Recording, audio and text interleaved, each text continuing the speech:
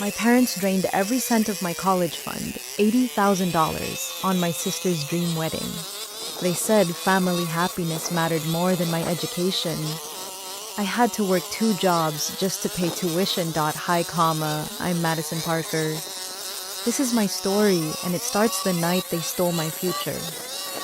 I was 18, senior year, holding my NYU acceptance letter like it was gold.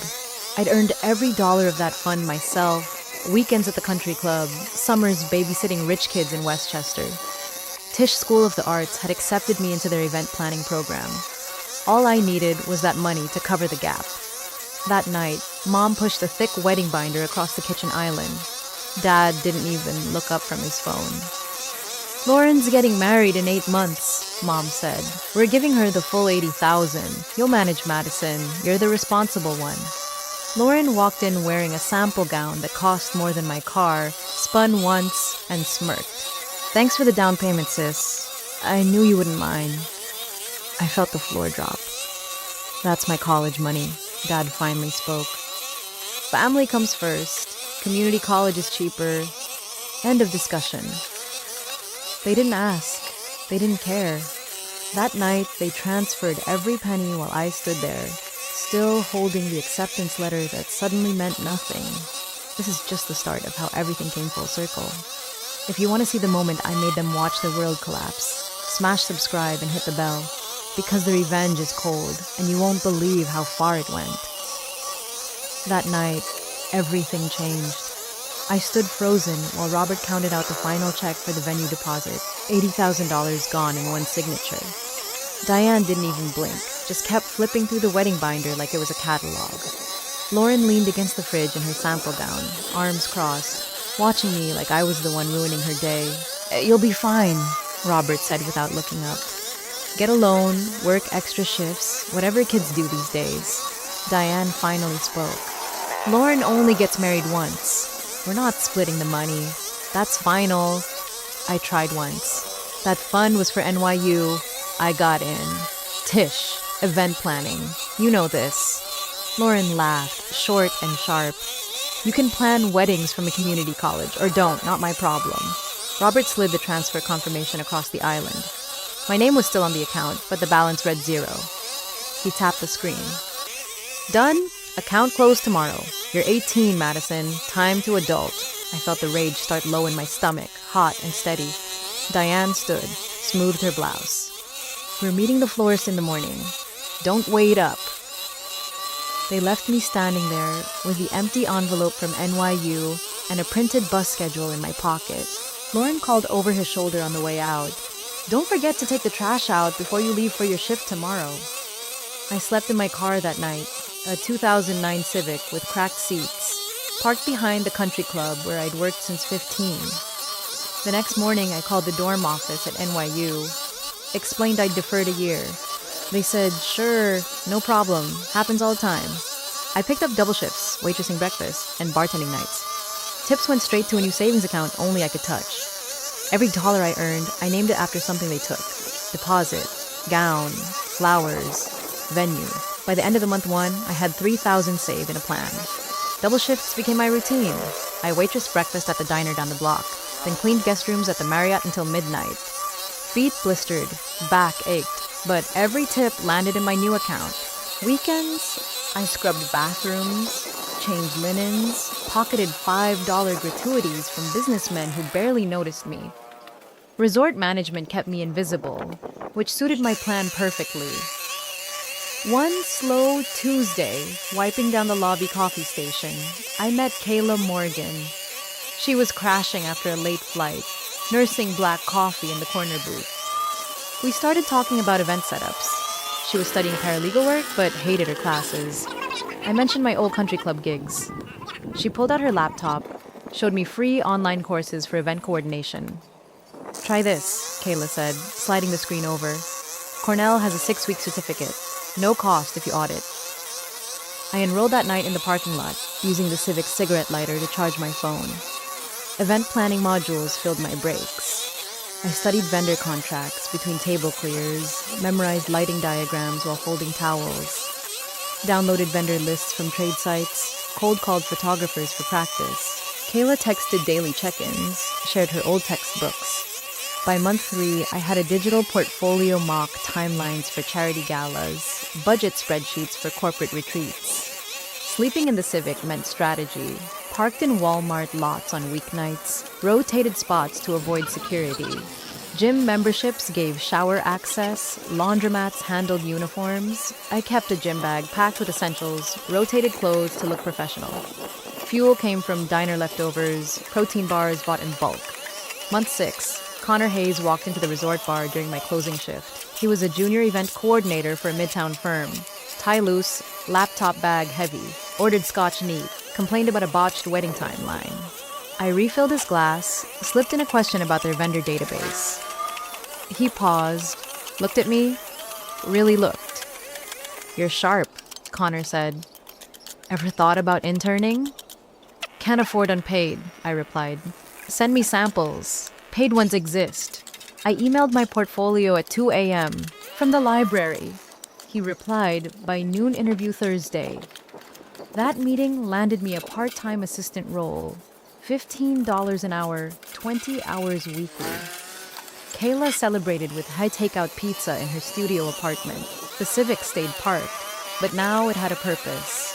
My first paid gig was a bar mitzvah in the Hamptons, coordinating ice sculptures and string quartets. I triple-checked every detail, outworked the full-timers. Connor noticed, started assigning me lead setups. The grind sharpened everything. Resort ships funded the internship, online certs built skills. Kayla's laptop became my lifeline. Connor's referrals opened doors. 4 years in, I had 3 certificates, a network of 50 vendors, and a resume that screamed capability. Connor kept pushing. He moved me from assistant to junior planner within 6 months, then handed me full corporate accounts. I rewrote sloppy contracts, renegotiated vendor rates, turned red budgets black. Clients started asking for me by name. Connor took the credit at first, then stopped bothering. Results spoke louder. I quit the resort job the day my first bonus hit 5 figures. Kayla helped me lease a studio in Jersey City. 1 room with a hot plate and a view of the PATH train. Nights belonged to side gigs, birthday parties in Queens, Sweet 16s in Staten Island. I built a website on Squarespace, shot photos with my phone, edited in free apps. Every event became a case study. Connor introduced me to Nathaniel Gray at an industry mixer downtown. Nathaniel ran Gray & Associates, the firm that booked every Fortune 500 launch in Manhattan.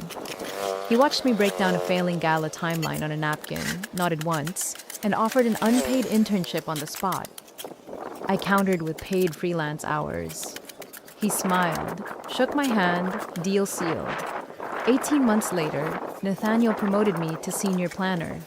I managed teams of 20, coordinated events worth 7 figures, flew private for site visits. My name sat on the org chart 2 levels below his. Salary cleared 6 figures, plus commission. I bought a condo in Hoboken, paid cash for a used Audi, hired Kayla as my personal paralegal for contracts. Lauren's wedding photos started popping up on my feed by accident. Destination ceremony in Cabo, 10 bridesmaids, ice sculptures shaped like hearts. Tyler Brooks stood beside her in a rented tux, grinning like he belonged. Comments called it the event of the season. I screenshot every over-the-top detail, saved them in a folder labeled research. Connor left Gray & Associates to launch his own boutique firm. He offered me equity if I jumped. I turned him down, launched Everly Events instead, named after the daughter I hadn't met yet. Seed money came from liquidated stock options. First year revenue hit $2 million. Second year, 8. Nathaniel sent every overflow client my way. No referral fee, just respect. By year 5, the company valuation topped $12 million. Forbes listed me in 30 under 30. Vogue Weddings ran a 6-page spread on my Hamptons installs. I hired 30 full-time planners, opened a second office in Miami. My assistant scheduled my days in 15-minute blocks. I stopped counting hours and started counting zeros. Lauren and Tyler bought a house in Westchester they couldn't afford. Mortgage payments lagged. Credit cards maxed. Tyler lost his sales job, took freelance gigs that dried up. Lauren stopped posting. One morning, the resume appeared. Tyler Brooks, Senior Project Manager, 8 years experience, glowing references. The cover letter bragged about closing multi-million-dollar events, name-dropping vendors I personally trained. I clicked the attached headshot. Same rented tux from Lauren's wedding. Same forced grin. His LinkedIn showed nothing for the last 18 months except consulting.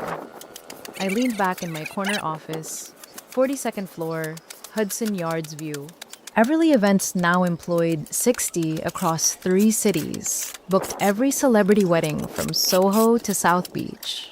My calendar stayed triple booked. Assistants filtered everything. Yet, HR flagged this one straight to me because the client was Robert's old firm, the one that still owed me favors. I scheduled the interview myself. 10 a.m. Monday, glass conference room. Security cleared him through the lobby.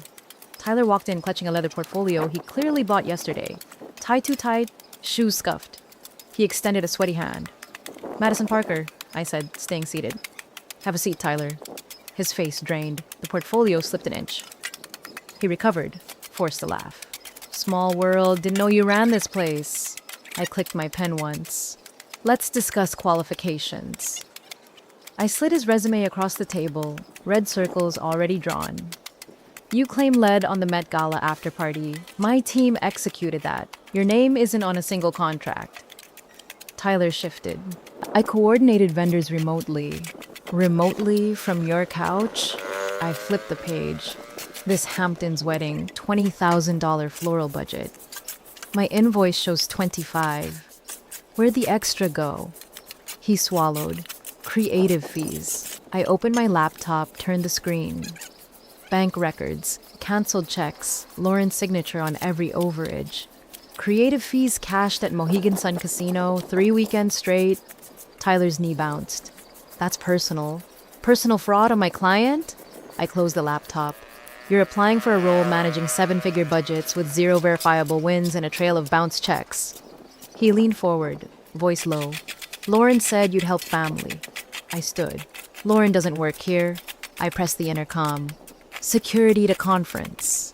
Tyler grabbed the table edge. "You can't do this." "Watch me." 2 guards appeared. I handed over the printed fraud report. "Escort Mr. Brooks out. Flag his name company-wide."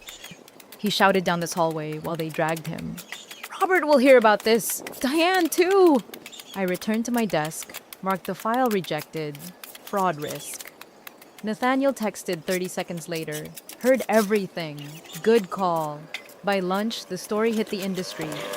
WhatsApp groups. Tyler Brooks blacklisted. Lauren's vendor accounts frozen. Robert's old partners pulled their contracts. Everly Parker, my 18-month-old, napped in the office nursery while I signed the next quarter's projections. Security called before noon. Lauren stormed the lobby first, heels clicking loud enough to echo off marble. Robert trailed behind, carrying Diane's purse like a lost puppy. Front desk tried to stop them. Lauren flashed an old family photo on her phone, claimed emergency.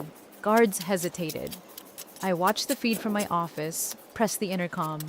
"Let them up, conference floor, clear the hallway." Doors slid open. Lauren charged in, waving printed emails. Tyler's rejection notice in one fist. Robert's face stayed red, tie crooked. Diane clutched tissues she never used.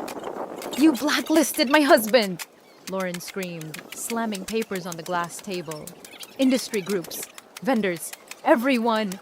He can't get a call back anywhere." I stayed behind my desk, arms folded. "He committed fraud on my clients. Facts don't care about last names." Robert stepped forward. "We raise you better than public humiliation. Fix this." Diane finally spoke, voice shaking. "He has interviews lined up, good ones. You're ruining a marriage." Lauren leaned over the desk. "Call them off. Tell them it was a mistake. Or I swear I'll drag Everly Events through every gossip site from Page 6 to Reddit." Nathaniel walked in unannounced. Suit sharp, security badge still clipped. He placed a thick folder center table. "Already done. Cease and desist for defamation, harassment, plus intent to damage reputation. Served 10 minutes ago." He nodded at the guards waiting outside. "Trespass warning starts now." Lauren lunged for the folder. Nathaniel blocked her wrist, calm professional. Touch it, and cuffs go on. Robert tried reason. Madison, we're family. Family doesn't steal $80,000, then demand more. I pressed the button under the desk. 2 more guards entered, positioned between them and me. Diane started crying for real. We'll lose the house. You already did, Nathaniel said, sliding foreclosure papers across. Bank filed last week. Missed payment since Tyler's last gig ended. Lauren's face twisted. You planned this. I stood. I protected my company. You protected your pride. Consequences aren't plans. Guards gripped elbows. Lauren kicked, screamed my name down the hallway. Robert pleaded with security. Diane dropped the unused tissues on the carpet. Elevators closed on all 3. Muffled shouting fading floor by floor. Nathaniel waited until the floor went quiet. Lawyers on standby if they resurface. Restraining order ready to file. He tapped the folder. You good?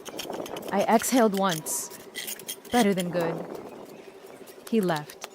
I locked my office door, pulled up the baby shower venue contract on screen, thumb hovering over cancel all. The plaza reservation glowed green. 2 months out. $50,000 deposit, non-refundable. The plaza ballroom looked perfect. 50 tables draped in ivory silk. $20,000 crystal trees dripping from the ceiling. Custom scent diffusers pumping vanilla oud into every corner. Everly's name glowed in neon above the dessert wall. I had signed every line item myself. $50,000 non-refundable deposit, another $100 due on the day. Lauren arrived first, designer maternity dress borrowed from a friend, hair extensions fresh. She scanned the room, eyes wide at the scale, then spotted me near the entrance. Robert and Diane followed, both in off-the-rack suits that didn't fit anymore. Lauren marched straight over. You did all this for your own kid? She hissed. After everything, you still owe us. Put Tyler on payroll today or this party disappears. I smiled for the photographers. It already did. I lifted my phone, screen facing her. 1 tap, catering canceled. 2nd tap, florist gone. 3rd, lighting crew offline. 4th, the plaza contract terminated. Deposit forfeited to charity. Live feed on the main wall showed trucks pulling away from the loading dock in real time. Guests turned. Phones came out. Lauren's face went white under the contour. Robert grabbed my wrist. Stop this right now. Security appeared. Nathaniel's personal team in plain clothes. They peeled Robert's fingers off one by one. Diane started screaming about lawsuits. Lauren tried to lunge for my phone. A guard blocked her path. I stepped onto the small stage, microphone alive. Ladies and gentlemen, thank you for coming to celebrate Everly Parker. Unfortunately, the venue experienced an unexpected issue. All payments have been redirected to the Children's Hospital Gala next month. Transportation waits outside to take you there now. Open bar, same dessert wall. Enjoy. The room erupted in applause. Influencers live streamed. Hashtags exploded. Hash boss move, hash plaza takeover. Lauren shrieked over the noise. You can't just steal my moment. I looked straight at her. You stole my future first. Guards escorted all 3 out the service exit. Lauren's heels snapped on the marble. Robert's threats echoed down the corridor. Diane's tears left mascara streaks on the carpet. Nathaniel handed me a fresh champagne flute. Deposit's a write-off. Hospital gets $200,000 tonight. Your brand just broke the internet. Everly gurgled in Kayla's arms near the neon sign, tiny fist waving. I took 1 photo. My daughter's center frame. Lauren's reflection fading in the glass doors behind her. The ballroom emptied in 8 minutes flat. Staff stripped tables before the last Uber pulled away. Silence settled over the empty ballroom. Staff rolled linens into bins. Crystal trees vanished into crates. Neon Everly sign powered down with a soft click. I stood alone under the chandeliers, phone buzzing nonstop. Press requests, brand partnership offers, viral clips already at 10 million views. Kayla forwarded the hospital's thank you email. $200,000 secured for pediatric oncology. Lauren filed for divorce the next week. Tyler moved into a studio above a laundromat in Queens. Credit score tanked to 400. Chapter 7. Bankruptcy stamped across every application. Lauren's influencer accounts lost every sponsor. Comments called her the Plaza Bridezilla. Robert's pension couldn't cover the second mortgage. The Westchester house sold at auction for half its value. They relocated to a one-bedroom in Newark, shared with Diane's sister. I blocked every number, deleted every thread. Nathaniel's legal team buried the restraining order under permanent seal. Everly event stock rose 8% overnight. Forbes ran the headline, CEO turns family betrayal into charity win. Kayla brought Everly to the office nursery daily. I watched my daughter stack blocks while I signed contracts for the next season. Met Gala pre-party, Oscar after-party, royal wedding in Monaco. Revenue projections hit 50 million. My assistant scheduled therapy once a week. I kept the appointments. One quiet Friday, I opened the old folder labeled research. Lauren's wedding album sat untouched since Cabo. I dragged every photo to trash, emptied it, then closed the laptop. People ask how I did it. The truth is simple. They taught me the cost of loyalty. I paid it once, never again. Family isn't a debt you owe forever. It's a choice you make every day. I chose myself, then chose better. Everly will never wonder if her future is negotiable. She'll know it's hers to build, brick by brick, dollar by dollar, decision by decision. To anyone watching, your worth isn't measured by what they take. It's measured by what you refuse to give away. I lost $80,000 and gained an empire. I lost a sister and gained clarity. I lost parents and gained peace. They wanted family happiness. I gave them a mirror. Now I run the room, not the other way around.